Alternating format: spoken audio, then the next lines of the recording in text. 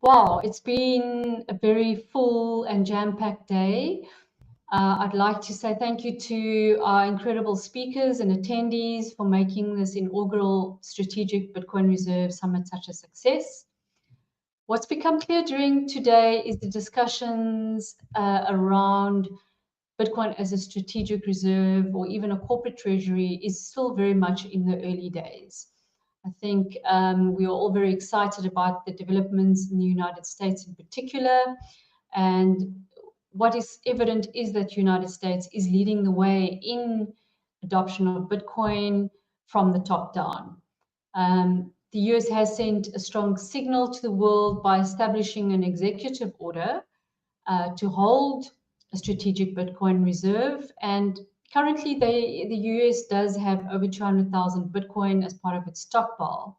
But what's become very interesting and what you don't hear very often is that congressional approval is still required in the US for the US to acquire additional Bitcoin in a budget-friendly, neutral way.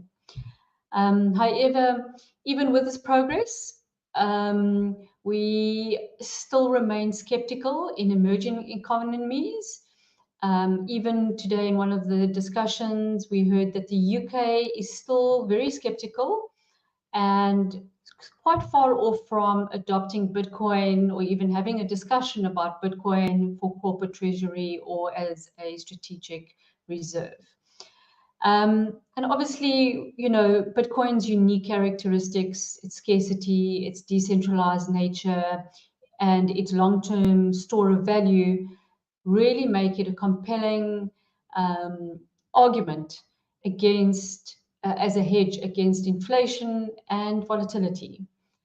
But the skepticism still remains because there is price volatility and there is really a need for greater public trust.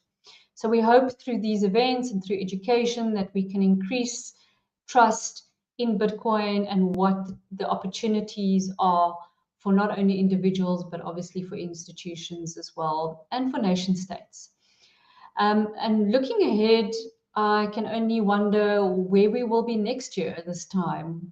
What will the price of Bitcoin be in particular? Obviously, I feel it's it's undervalued with everything that's going on currently. I think that the price is still quite low and it will be a lot more in the next few months to come. But I also wonder how many other countries would have enacted legislation to establish Bitcoin strategic reserves. And of course, how many other countries like Strategy and Metaplanet would have acquired Bitcoin for their corporate treasuries.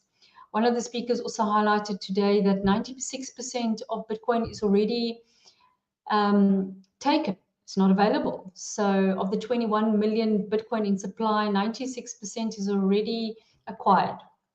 So it makes it a very scarce resource and asset. And I look forward to seeing what happens in the future.